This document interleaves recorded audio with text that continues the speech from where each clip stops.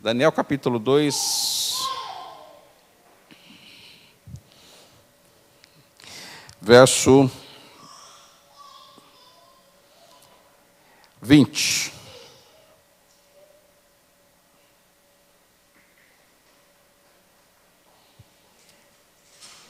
Disse Daniel: seja bendito o nome de Deus de eternidade a eternidade, porque dele é a sabedoria e o poder. É ele que muda o tempo e as estações, remove reis e estabelece reis. É ele que dá sabedoria aos sábios e entendimento aos entendidos. Ele revela o profundo e o escondido. Conhece o que está em trevas e com ele mora a luz. A ti, Deus de meus pais, eu te rendo graças e te louvo, porque me deste sabedoria e poder. E agora me fizeste saber o que pedimos, porque nos fizeste saber este caso do rei. Amém. Pai, te somos gratos por esse momento, por esse tempo de estarmos aqui. Te louvo pelo dia maravilhoso que o Senhor nos deu, Senhor. Pelas conquistas, pelas percas, pelos fracassos, pelas coisas certas e erradas que essa semana nos proporcionaram. Algumas nos levaram a Ti, outras nem tanto. Mas eu te louvo a Si mesmo, porque o Senhor é quem cuida das nossas vidas. Te agradeço por esse momento, por esta reunião, pela vida de cada um dos que estamos aqui, Pai. Que a palavra do Senhor, que remove pedras, que destrói fortalezas, que ela trabalha no nosso coração, tão somente para o louvor do Teu nome. Pois nós oramos em nome do Senhor Jesus. Amém. Alguém aqui, por um acaso, já ouviu uma frase, uma música, alguma coisa assim, que fez um sentido muito grande e especial para você? Qual que seria, Douglas? Uma só. Uma coisa que fez você pensar. Não precisa ser bíblica, não. Pode ser... Por exemplo, eu já disse aqui, eu vou repetir, por exemplo, eu lembro de uma coisa que o meu pai me disse, e eu já comentei que eu sempre fui um rapaz tímido, e sou mesmo tímido. Tem algumas coisas que vocês não fazem a luta que eu tenho para algumas coisas, inclusive essa, de falar em público, não é fácil. Já estou com 30 anos de carreira, mas sempre a gente... Mas uma das coisas que eu tinha comigo, por exemplo, era... Eu devia ter na época uns 7, 8 anos. Eu não comia na casa de ninguém. Eu podia estar morrendo de fome, eu respeitosamente, educadamente rejeitava, mas às vezes estava com fome. Mas gentilmente não comia. Isso era na casa da minha avó, na casa dos meus tios, enfim. Um dia meu pai olhou para mim assim e disse o seguinte, falou assim: olha, vem me ajudar aqui, Toquinha. Um dia meu pai olhou para mim e disse assim, poucas coisas eu lembro do meu pai, poucas coisas assim de conversas, eu me lembro muito pouco, mas essa foi marcante, até hoje eu carrego comigo. Ele disse o seguinte: olha, na vida a gente vai morrer de vários jeitos.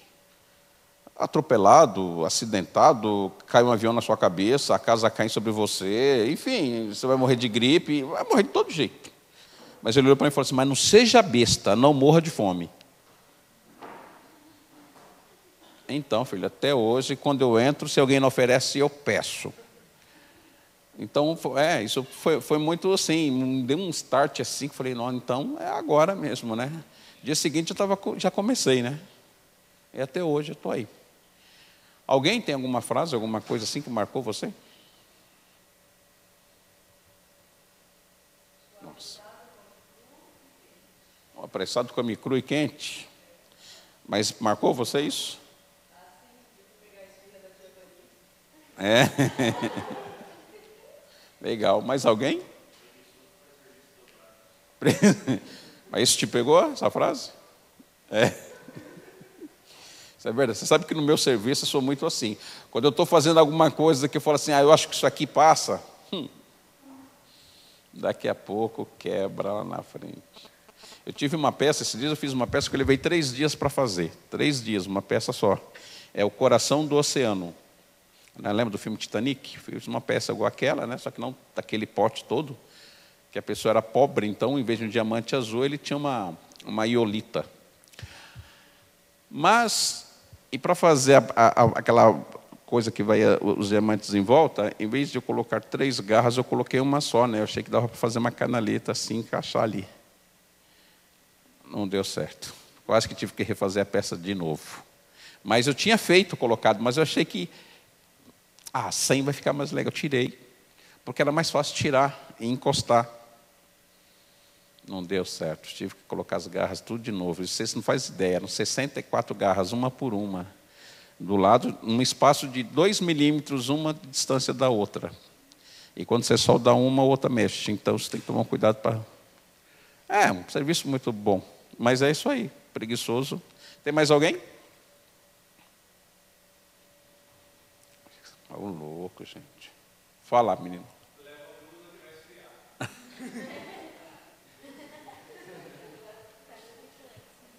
Essa é a frase de mãe, claro, né? Tem alguém, uma outra frase?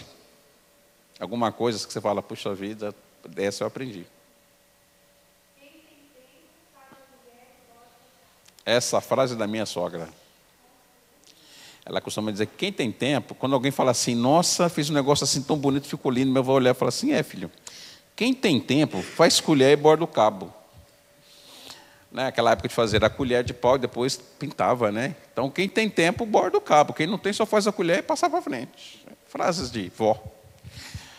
Loide, mais frase que sua mãe diz o tempo todo é impossível. Não duvido que não tenha uma que te marcou.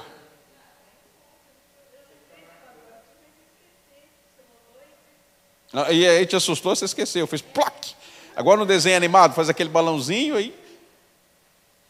E essa menina nova aqui, que eu vejo pela primeira vez, como é que se chama? Gabi? Gabi, você tem uma frase, alguma coisa que marcou você? Não?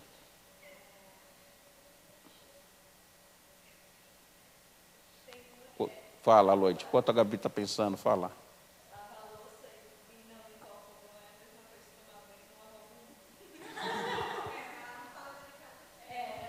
Eu sei. Quem conhece a tia Vani sabe. Mas é mais ou menos isso aí. Aprendeu, né? E hoje você faz, né? Donas de casa é uma maravilha. Lembrou, Gabi?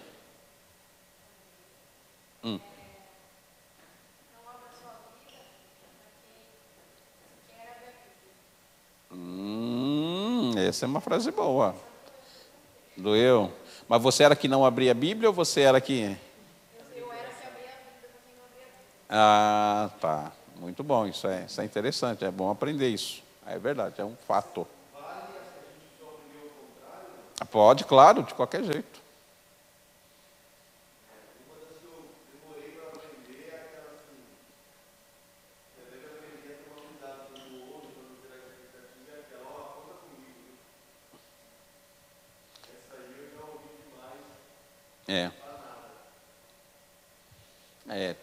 Então, veja, a nossa vida ela é feita de tempos e de provérbios. Você já lembrou só, Douglas? Nada? Ninguém te disse nada?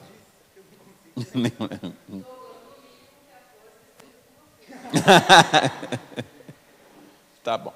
É uma palavra bíblica. Alguém tem uma assim que falou, poxa, essa foi legal? Essa é uma frase que baiano não lê. Uma frase que nós baianos, né, Regis? Na nossa Bíblia não tem, foi tirado. Quando eles estavam fazendo essa Bíblia para baiano, eles tiraram essa frase, né? Então a frase, colocaram uma frase no lugar dessa. Quando você encontrar alguém descansando, ajude-o. Tem uma outra frase bíblica que você... Conhecereis a verdade vos libertará. Isso marcou você? Quando foi? Como é que foi? Que atitude foi, mais ou menos? Pode contar? Foi bem da vida na minha família toda. A gente tinha vários problemas em família e quando a gente pegou e começou a conhecer realmente quem era a verdade, quem trazia a verdade para a gente viu que a gente foi se libertando de tudo aquilo que prendia, de tudo aquilo que ia matando a gente por dentro. Muito, muito bom. Muito, muito joia. Essa frase também me lembra quando eu precisei pedir perdão para uma pessoa. Não sei se você sabe, mas quando você está magoado com alguém, e você evita aquela pessoa, são duas prisões, né? A sua, você se prende, automaticamente você prende aquela pessoa, né? No mundo espiritual. Então, quando você perdoa, a verdade te liberta, ou seja, te liberta da prisão, né? De uma prisão cômoda que você tem.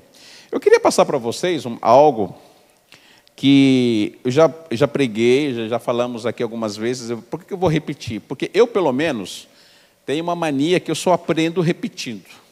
Sabe? Eu tenho que apanhar 2, 3 vezes, cometer o mesmo erro umas 2, 3 vezes para aprender. Por quê? Porque eu tenho assim, que às vezes o primeiro erro foi uma coincidência. O segundo erro, às vezes, foi uma fatalidade, foi alguma coisa, né? Mas no terceiro erro, que é burrice mesmo. Então, eu preciso de pelo menos umas 3 vezes. Então, eu me alimento de coisas, de pregações que eu já fiz, que eu já ouvi, né? E eu gosto disso, porque tem coisas que eu acho muito importante, tem coisas que às vezes nós esquecemos. Porque nós cometemos um erro muito comum na igreja, que é ouvir a palavra e depois tentar entender ela apenas como algo interessante, bonito e legal, mas nunca como fé, nunca como uma atitude de fé e prática daquilo que nós ouvimos. Então, dificilmente, por isso que eu perguntei, alguma frase bíblica, alguma coisa, percebe que, qual foi a última vez que você saiu do culto impressionado com o que você ouviu? E sabe por que aconteceu? Você fala assim, mas que o pregador... Não é, nem sempre a questão é o pregador. Eu vejo isso muito em mim mesmo. Às vezes sou eu mesmo que sento aqui e a minha cabeça voa. Muitas vezes eu me pego aqui assim, de repente eu ouço alguma coisa e aquilo me transporta para um outro lugar. Eu tenho que voltar para o culto, eu tenho que voltar para o que eu estou ouvindo, eu tenho que voltar para... Senão eu começo a voar, né? E isso faz com que nós não entendamos a palavra de Deus e nem a recebemos como por fé. Por fé. E aí a gente só criamos uma expectativa de que se vai ser legal, se vai ser interessante, vai ser boa.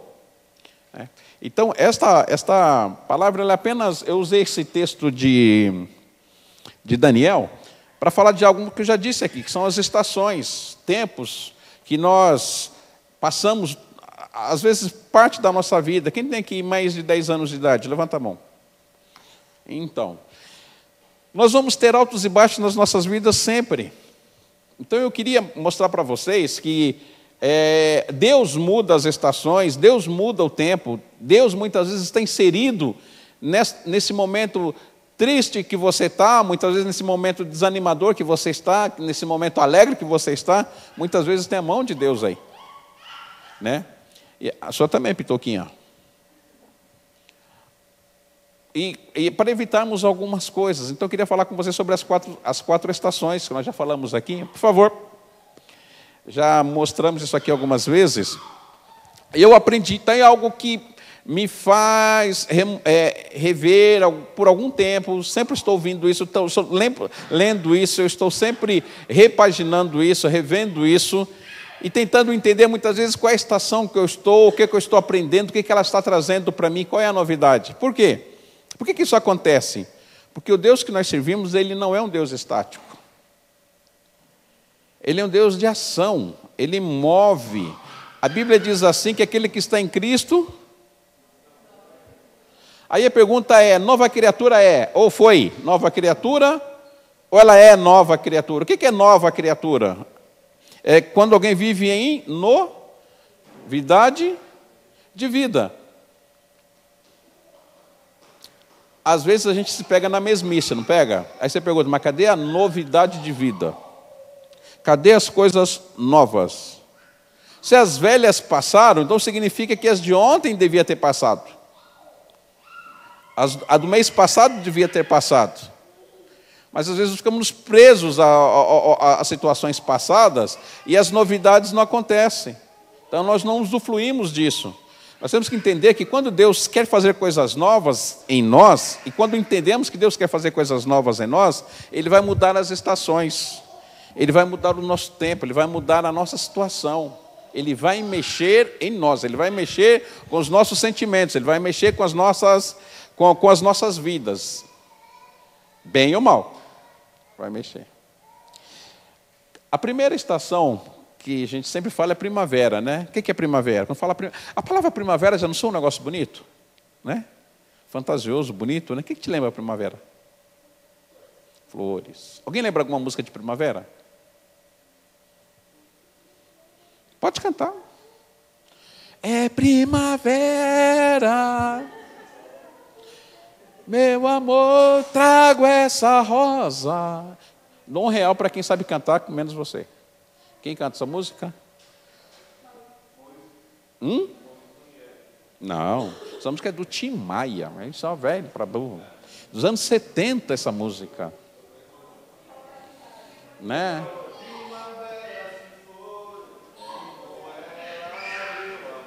Essa eu não sei. Eu só lembro de música dos anos 70. Os anos 70, 60 eu lembro. Mais nova assim eu não lembro. Ok, primavera lembra flores, pássaros, borboletas. Como é o nome daquele bichinho que pisca que eu nunca mais vi? Existe ainda?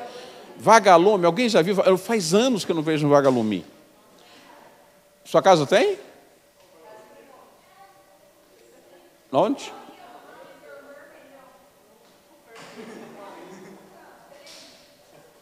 Eu queria ver vagalume de verdade, vagalume. Faz tempo que eu não vejo.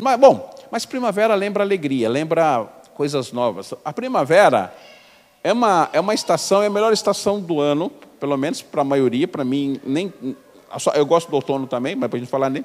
Mas a primavera é aquela coisa de alegre, flores, te lembra aquelas pessoas, já viu na televisão, aquelas pessoas que parece que ficam bailando, andando no meio das flores, né?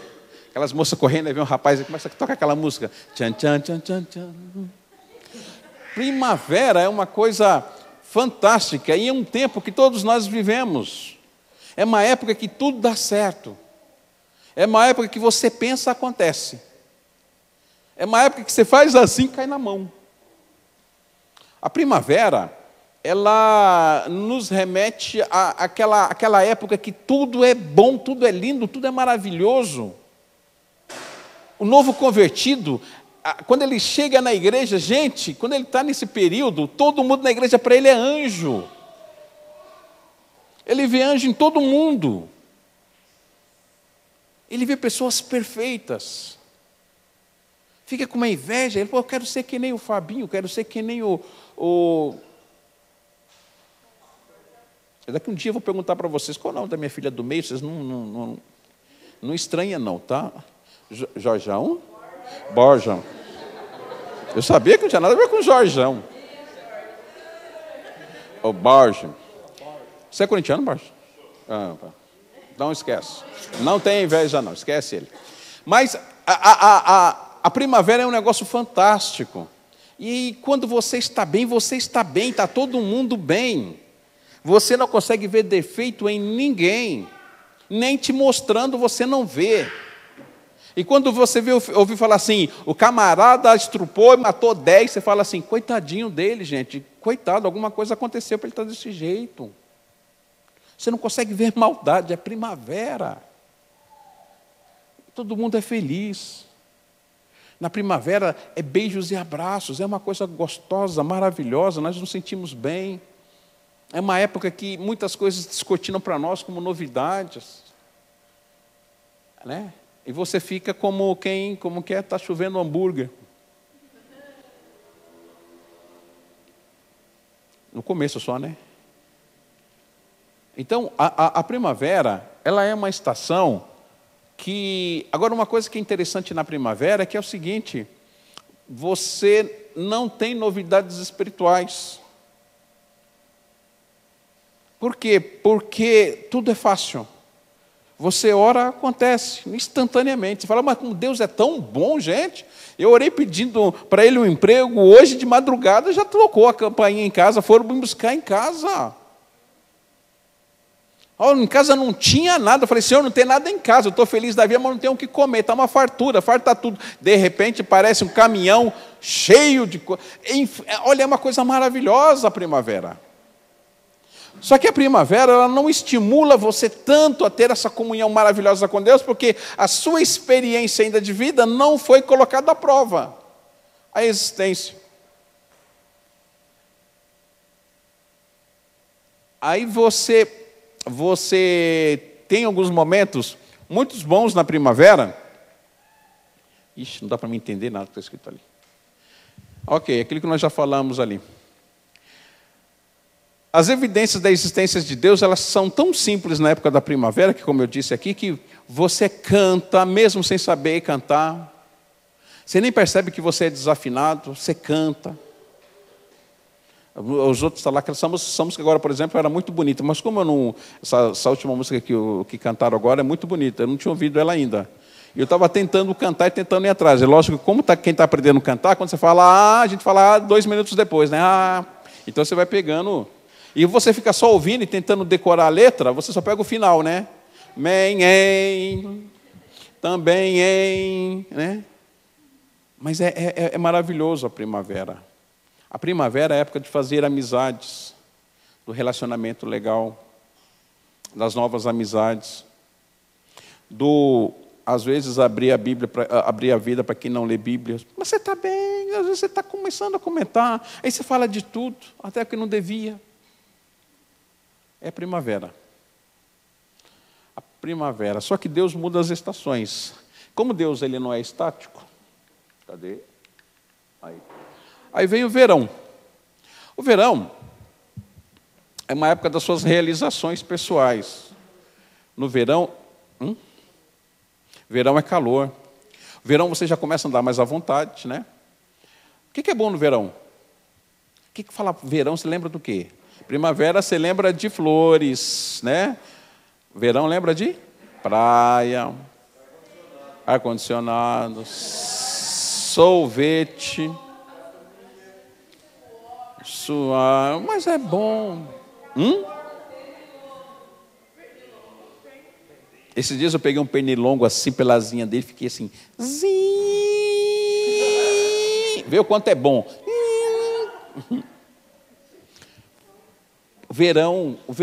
O verão, ele lembra também, espiritualmente falando, é aquela época que você começa a ficar ativo, você quer fazer coisas.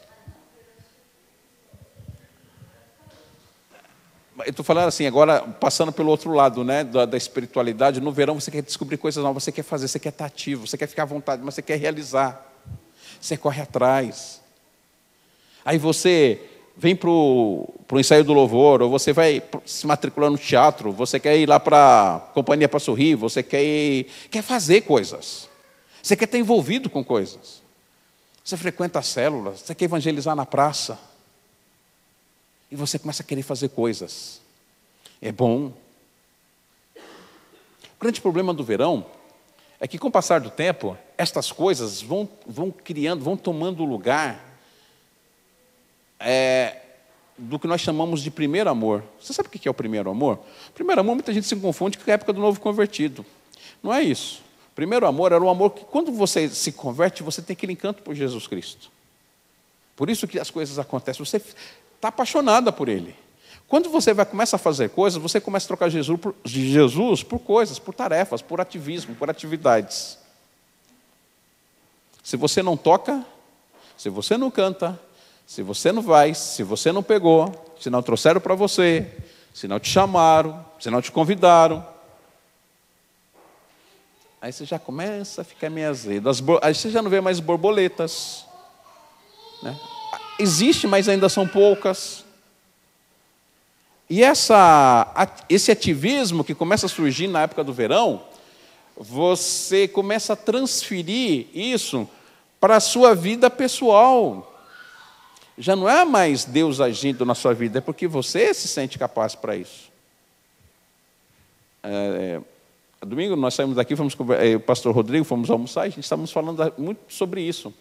Que muitos dos nossos colegas pastores, eles não gostam de ser chamados pelo primeiro nome. Você pergunta, qual é o seu nome? Pastor Douglas. Mas está no seu RG, Pastor Douglas? As pessoas gostam disso.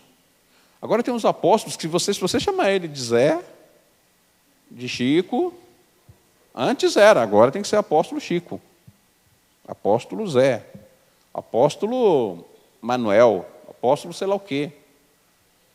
Ou seja, aquilo que antes era algo e um motivo de você louvar ao Senhor Jesus por aquilo, não, agora aquilo você é transferido para algo na sua vida de tal forma que você não abre mão. E essas coisas cansam. Quando você não está mais... Eu lembro na minha juventude, faz pouco tempo, coisa de uns aninhos atrás, na minha igreja, na denominação que eu participava, era assim, o líder de jovens era feito por eleição. Então, chegava o final do ano, ia se eleger o novo presidente dos jovens. Então, mexia lá os papelzinhos, voltava para André, presidente dos jovens. Ou André, opa. Vice-presidente dos jovens, Samuel. Secretária vai ser a Júlia. Segunda secretária vai ser a... Flávia. Tesoureiro vai ser o Douglas. Segundo tesoureiro, o César. Fazia a eleição, depois no final do... Aí quando chegava no culto à noite, chamava diretoria, aí tinha diretoria de mulheres, tinha diretoria de homens, né? Aí fazia aquela oração, dava a posse, que era a oração de possessão, dava a posse para as pessoas. No dia seguinte, eles já estavam empossados nos seus cargos. E aí passava-se um ano. Passava-se no ano seguinte, o André não era reeleito. Sabe o que acontecia com ele? Ficava com dor nas costas. Está doendo? Está brava a coisa? Se quiser descansar, querido, fica à vontade. Aí o André não era reeleito o ano seguinte. Sabe o que ele fazia? Ele ia participar do jovem, ele já sentava lá atrás. Ele já não era mais o camarada da frente. No ano seguinte, se ele não fosse reeleito para cargo nenhum, sabe o que acontecia? O André saía da igreja. Isso era muito comum. Muito comum. Presbítero na igreja, diácono na igreja, tudo era eleição. E tinha um tempo, o presbítero era eleito 2 anos. Durante 2 anos ele era presbítero ativo da igreja. Terminou o mandato dele, ele podia ser reeleito. Se ele não fosse reeleito, o camarada murchava no canto. Ficava quieto, já não falava mais com ninguém. Essa época do verão, as pessoas não percebem que as coisas mudam e nós vamos nos pegando as novidades e transformando elas em coisas eternas. E não abrimos mão daquilo que nós recebemos o ano passado e vivenciamos o ano passado. Se há novidade de vida, então o verão é uma coisa que marca muito, porque nós não abrimos mão das coisas. Em menor escala, atitudes realistas, frutificação, avanço, coisas novas, fé ousada, passos decisivos. É engraçado que nessa época do verão, que você vê pessoas sonhando com missões, com pastoreio, a pessoa quer ser pastor quando crescer, quer ser missionário quando crescer, quer ir pregar o evangelho lá onde lá teve terremoto? Nepal. Se eu pudesse ir para o Nepal, é uma coisa. Mas todas essas coisas fazem parte do verão. Não é da primavera, é do verão. E quando essas coisas não acontecem, olha, é terrível. A gente se frustra. A festa da alegria da primavera começa a passar e o verão engrossa o caldo. Por isso que a gente soa de fazer aquela atividade toda, é um ativismo. E ativismo não é sinônimo de espiritualidade. São os camaradas que prega aqui, prega lá, sai não sei aonde, faz não sei o quê. Muitas vezes corre o tempo todo correndo, o tempo todo correndo, o tempo todo correndo. Isso não é espiritualidade, é apenas atividades. E isso o verão traz. Por isso que é necessário o outono. O que acontece no outono? As folhas caem... Agora eu lembro de uma música. As folhas caem mortas como eu, a lua e eu. Quando olho no espelho... Quem conhece? E nem sequer ouvi falar seu nome, a lua e eu. Anos 70. Aí chega a época do outono. Outono é percas. Gente, o evangelho, aonde não existe percas, não é evangelho. O evangelho, aonde você sempre será vitorioso, não é evangelho. Por quê? Porque se não existe percas, não há vitórias. Se Deus não tira coisas em nós, não há novidade de vida. Porque nós vamos nos entulhando das coisas que ganhamos no ano passado e não há espaço para as coisas novas. E quando eu não abro mão das coisas velhas para ter espaço para as coisas novas, Deus intervém de novo, muda as estações e me joga no outono.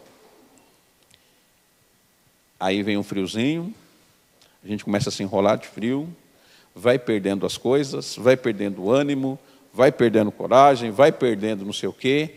E nessa época surge um dos maiores enganos diabólicos, porque o diabo não vai tentar você na primavera. Você nem conhece ele, nunca ouviu falar, e nem está interessado em saber quem é o diabo na primavera. No verão, você diz que você passa por cima dele. Você está tão ativo, que se ele vier, eu vou empurrado no peito assim, ó, é comigo assim. Mas no outono a coisa pega. Gente, você pode ver que a gente começa a falar do diabo quando ele está no outono.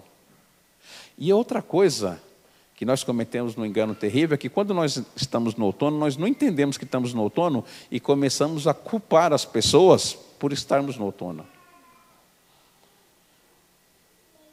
Uma pessoa, quando ela está no outono, ela nunca admite que está perdendo, ela diz que estão tirando dela. E vai procurar pessoas culpadas para isso. Não me deram, não me pegaram, não me chamaram, não me disseram, não sei o quê. Eu lancei toda a expectativa em cima de fulano, de Beltrana, de fulana. Olha como é que eu estou, ninguém liga para mim. Como é que é? Ou dia, ou noite, ou não sei o quê. Eu tanto fiz, não me fazem nada. Eu dei, não me deram. Eu emprestei, me negaram. É outono. E no outono, a gente fica muito mal. Porque vão tirando as coisas. Por isso que às vezes as pessoas perdem. E quando às vezes elas perdem cargos, que graças a Deus por isso, não são chamados, são cargos apenas. E elas nunca perceberam aquilo. Eu conheci um camarada até hoje, depois de acho que 5 ou 6 anos de ministério pastoral, uma vez conversando, eu falei assim, você não está mais pastoreando? Eu falei assim, ih rapaz, cometi o maior erro da minha vida. Eu nunca fui chamado para ser pastor. Eu falei, não entendi. Ele falou, não, eu estava lá porque eu queria estar. Depois de quebrar caras várias vezes, eu entendi que não era ali o meu lugar. Falei, o que você faz? Ele falou, por incrível que pareça, eu gosto de ficar na porta. Eu cuido de carro, de criança, acomodo as pessoas que chegam, que entram. Descobri meu ministério. Eu sou porteiro, não sou pastor.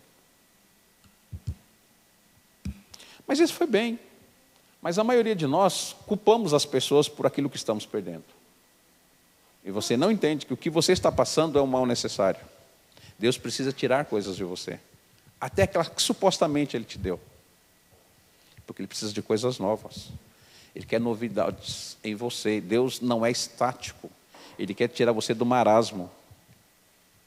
Mas só vai tirar você do marasmo quando Ele começa a mexer naquilo que você se apoia. Naquilo que é importante muitas vezes. E Ele vai tirar. Nessa época, tem coisas na nossa vida que só a gente sabe. Fica aqui, guardado, a 7. Ontem estava assistindo aquele filminho do Harry Potter? Quando ele vai pegar a pedra filosofal, lá que o camarada abre lá um cofre. Vocês viram como é que abre o cofre? Quem assistiu Pedra Filosofal lá? Aquele anãozinho lá que faz um monte de coisa lá dentro. Tic, tic, tic, tic, tic, tic. No banco. No Gringotts, isso. Quando ele vai abrir, o anãozinho põe um dedo assim, faz um treco lá assim, aí começa a aparecer as engrenagens lá dentro. Aí quando abre, assim, uma pedrinha desse tamanho lá, né? Tem muita coisa no nosso coração assim. E na época do outono, por incrível que pareça, Deus vai usar alguém para tocar o dedo lá na ferida, bem lá onde estava trancado aquele negócio. E vai pôr o dedo lá, e vai fazer assim na ferida, e você vai achar ruim. Sabe que tem horas que a gente precisa ouvir coisas que nós não gostaríamos de ouvir. É alguém que vai dizer, ele tem que usar uma expressão usada pelo pastor Marcelo, que você tem que ser delicodoce. Quem já ouviu essa frase? Delicodoce. Delicado com doce. Então o camarada vai chegar lá e falar, olha, Sabe aquilo que você fez o ano passado? Como é que é? Um filme. Eu sei o que vocês fizeram no verão passado. Então eu sei o que você fez no verão passado. E Deus vai atingir ali, Ele vai mexer lá. E às vezes as pessoas vão dizer coisas para a gente que a gente vai odiar, mas é a verdade. Por quê? Porque Deus precisa pôr o pulso para fora que está em nós. Gente, muitas conquistas nossas vêm muito depois do outono. O outono é o mal necessário. Precisamos perder muitas coisas para Deus realizar muitas coisas. Surgem as questões como dúvidas, crises pessoais e emocionais, a temperatura baixa. Você passa por uma frente fria. Então, aquele crente que na primavera estava lá dançando, sapatinho de fogo, aviãozinho, não sei o quê, corre, prega, no verão, tá charabacanta, ripa lá para trás, e pula, e vai pregar, e evangeliza poste, tossiu, ou está salvo ou está perdido, ele está todo animado. No outono, as coisas começam a se modificar. Porque Deus quer acabar com o nosso culto, muitas vezes, costumeiro, com as nossas orações da mesma forma.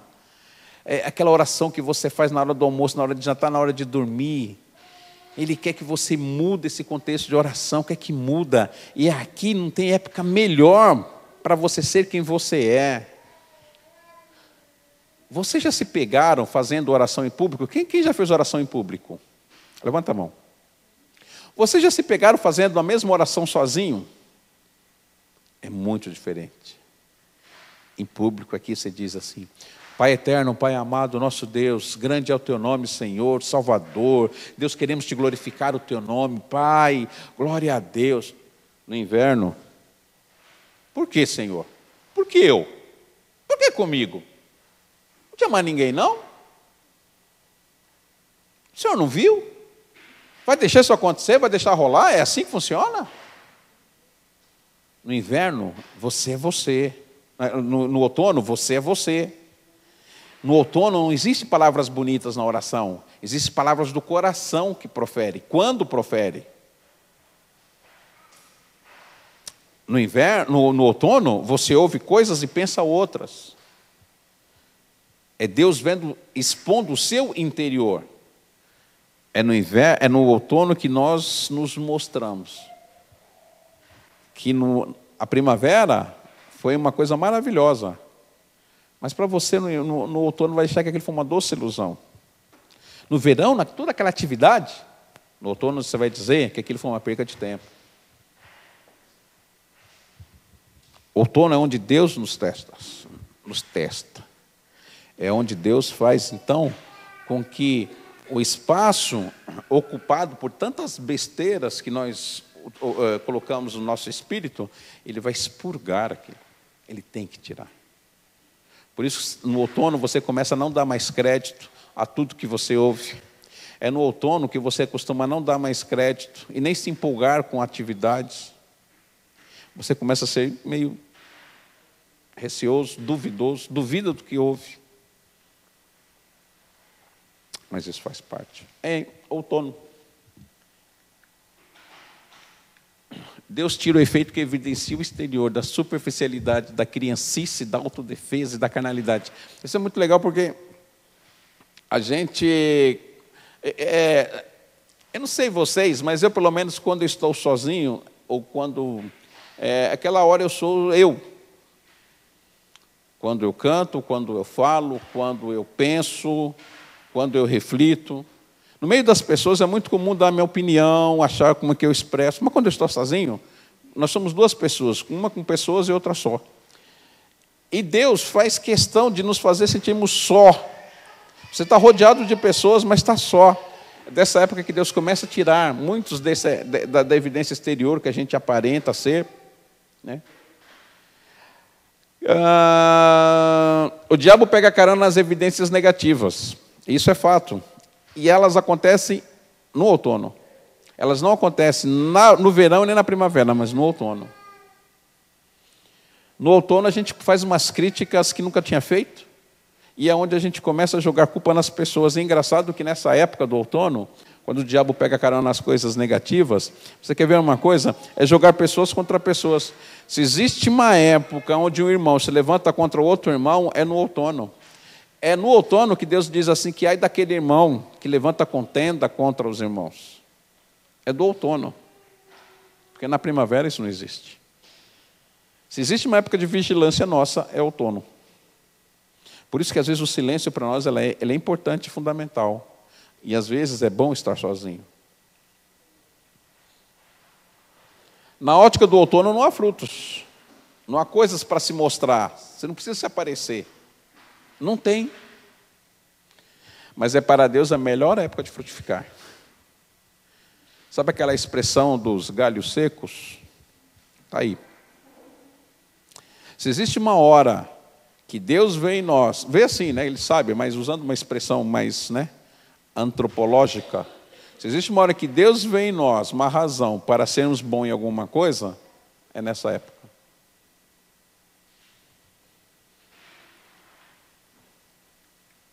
Aí vem inverno. Gosto do inverno, frio. Gente, eu gosto de ver filme. Eu estou passando a coisa, quando eu vejo filme de neve, eu paro. Um baiano que fala de neve, hein, Régio? Você precisa contar isso lá no sindicato, hein? É. Ai, aquelas montanhas. Ou, por falar nisso, você viu agora lá o terremoto que teve, atingiu até o Everest? Você viu a avalanche que teve? Soterrou gente lá, né? Tem até um brasileiro lá. Mas eu gosto dessas coisas, eu praticamente gosto do inverno. Agora o inverno, espiritualmente, se outono já é difícil, o inverno então é morte. É morte. Sabe quando você vem porque tem que vir? Sabe aquela coisa que você faz porque tem que fazer? Você já não respira mais. Você vem para o culto, o pessoal está cantando, você está assim, ó. O pessoal está orando.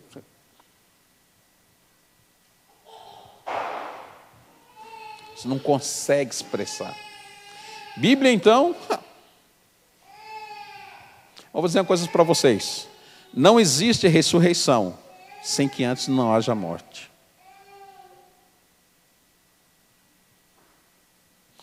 Quando Deus nos prepara para ministério, não tem melhor época que no inverno. Sabe por quê?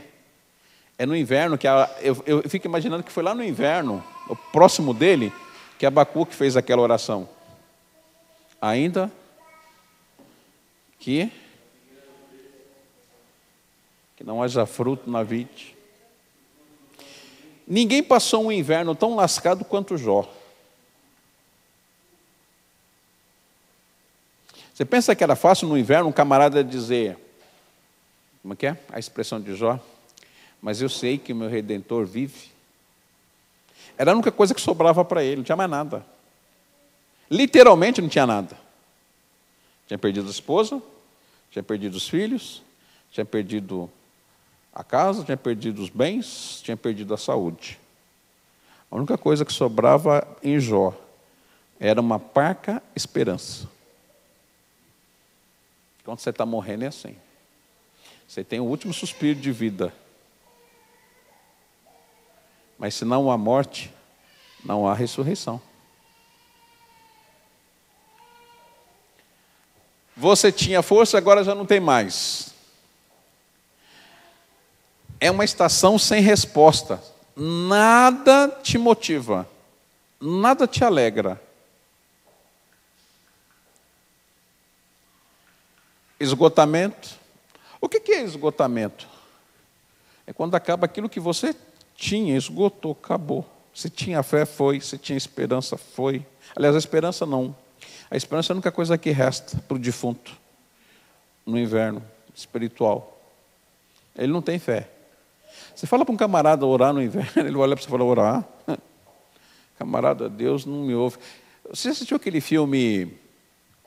Eu gosto muito de filme, tá vendo? Eu associo muito, eu vejo algumas frases que eu acho muito joia.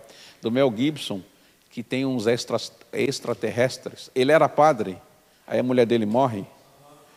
Sinais. Aí o pessoal chega numa hora que fala assim, vamos rezar, o que ele fala? Ele fala assim, não, há muito tempo que eu não faço isso. Mas é mais ou menos isso aí. Você acabou o seu tempo. Deus não diz nada até o dia de você ser estabelecido. Passa algumas semanas e o sol começa a brilhar e o aquecimento se faz sentido. Um novo tempo de frutos legítimos e identidade sólida começará depois do inverno. Por que isso? Porque lá na primavera, na primeira primavera que você passou, você tinha frutos, mas eles não eram teus. Eles aconteciam, lembra? Você orava, acontecia, você pedia, vinha. Não eram frutos legítimos teus. Qual era a identidade que você tinha? Você não tinha identidade nenhuma. Você simplesmente estava desfrutando da primavera. Mas quando você passa a se ver no verão, com atividades todas, no outono, quando você perde as coisas, no inverno, quando você perde as forças, quando começa a surgir, você vai entender que agora o fruto que você vai ter vai ser legítimo seu. E uma identidade marcada por Cristo. Quando Paulo diz, traga em meu corpo as marcas de Cristo. Quando você passa do inverno e ressuscita na primavera, filho, aí sim, você é uma pessoa fortalecida e será uma pessoa vitoriosa. E uma pessoa que viverá sempre novidade de vida. Por quê? Porque esse ciclo vai repetir de novo.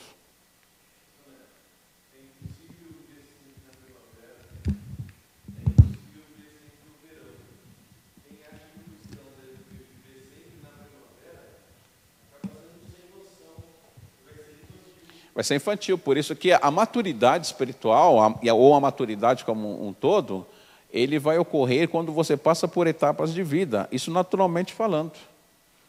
O que diferencia um adulto de uma criança? Atitudes.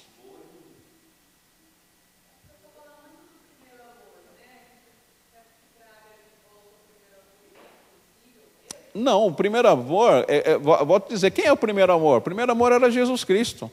É que ele foi trocado por coisas. Ele foi trocado por igreja, ele foi trocado por cargos, ele foi trocado por funções. E a pessoa perdeu toda aquela expectativa, ele vivia atrás de coisas para fazer. É a época que isso acontece, não acontece no inverno isso acontece no verão. Ele não percebe. Aí ele não vai para a igreja agora por Cristo. Ele não vem para a igreja louvar ao Senhor, ele não vai para a igreja cultuar a Deus, ele não vai fazer atividade por Cristo, entendendo que aquilo, ele vai fazer porque ele tem que fazer. Eu sou evangelista, tem que evangelizar. Eu tenho que cantar, não, eu sou músico lá da igreja, tem que ir tocar lá. Aí você chega aqui arrastado, pega aqui o negócio aqui, e blém, porque você tem que estar aqui, porque você tem que estar aqui. Ou então, você quer estar aqui e continuar tendo, para que ninguém pegue o seu lugar.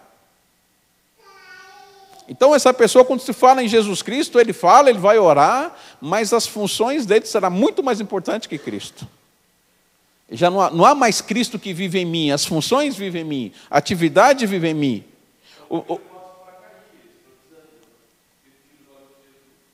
Ele quer chamar a atenção, ele quer estar debaixo de holofotes.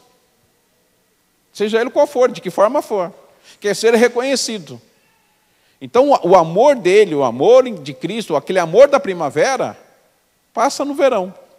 Chega no outono, ele perde tudo, no inverno ele morreu. Agora, quando ele ressuscita, aí ele já tem uma nova visão. Aí a primavera já vai ser diferente. Quando acontecem as coisas, ele vai falar, Senhor, eu te dou graças porque agora eu posso estender as minhas mãos e as coisas vão acontecer, porque eu sei quem é o Senhor. Antes eu te conhecia de ouvir falar, mas agora os meus olhos te veem. Começa a surgir uma nova primavera. Agora uma primavera que eu não preciso mais deslizar. Não, agora eu vou andar nela. Os meus passos serão mais firmes, mais fortes, já serão mais cuidadosos. Eu sei que eu estou passando por uma primavera e vou desfrutar dela. Porque logo, logo chega o verão. E depois o outono virá. Esses ciclos na nossa vida de altos e baixos sempre vai ocorrer. Agora, é interessante... Quando você está passando por um outono, chega a ser alguém que está na primavera. Você vai se animar com ela. E nunca fuja disso. Sempre entenda que Deus tem planos sempre para você. E esses planos para você nem sempre serão bons aos teus olhos. Mas se Deus quer pessoas fortes e marcantes, as estações, elas serão imprescindíveis. Então, se você tem um ministério, cumpra o teu ministério, mas sabendo que você o é em Cristo Jesus. Não deixe que o ativismo seja maior que o teu Senhor. Você faz aquilo nele, e por ele, e para ele. Então, o seu outono, o seu verão será diferente. Você vai ter atividades, mas agora sabendo que todas as coisas é do Senhor, todas as coisas são para o Senhor. E quando chegar o outono de novo, você vai ver que percas serão necessárias. Mesmo que você tiver que chorar. Mas você vai passar, sabendo que o teu Redentor vive. E quando chegar o inverno, é só ficar em silêncio, como diz o Salmo 46, verso 10. Aquietai-vos e sabeis que eu sou Deus. O inverno logo passa. E ressurge de novo. Um raiar de um novo dia, onde a primavera começa de novo. Hein? Então é por isso que nós temos muitas vezes essas coisas. E vamos passar sempre. Muitas vezes a sua primavera pode durar uma semana. Às vezes o outono, meses. E o inverno, um ano. Mas Deus é que muda o tempo e as estações. É Ele que muda. Alguém tem uma pergunta? Você saberia que estação você está agora? Tem alguém aqui na primavera? No verão, tem alguém no verão? E no outono, tem alguém? Tem 2 pessoas no outono, 3, 4 pessoas no outono, 5 pessoas no outono. E no inverno, tem alguém? 1 pessoa, 2 pessoas no inverno. Mas não se preocupa não, ele passa. A primavera chega. Isso não é culpa de ninguém. Tá? É Deus que muda o tempo, é Deus que muda as estações. Aprenda que alguma coisa Deus está fazendo nisso. Não culpe ninguém. Então no inverno, fique em silêncio. Se as pessoas vão, se você puder ir, vai. Se não vai, fique em casa. Mas não põe a culpa em ninguém, nem estende os dedos para ninguém. Isso é culpa de Deus. Se tiver que queixar, é com Ele. Fala assim, quanto tempo vai durar esse inverno? Mas pode ser que aí a alegria vem pela manhã. Então quem está no outono, se prepara que vem um rigoroso inverno.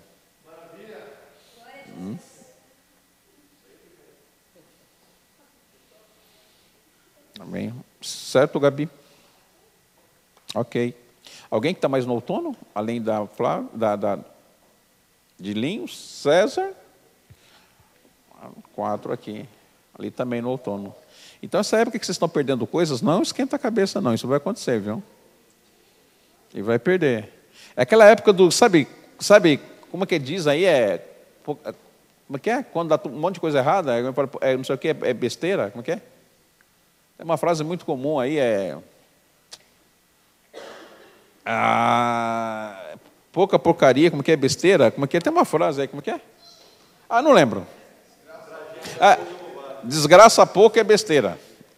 Então é assim mesmo, vai acontecer, não esquenta a cabeça não. É aquele dia que quebra tudo em casa. Tem dia que em casa é uma beleza, quebra a máquina de lavar, quebra o computador, quebra o carro, aí você não sabe o que conserta primeiro, aí fica com raiva e não conserta nada. É assim, é uma maravilha. Isso é outono, amém? Baixa com sua cabeça, por favor, por um instante.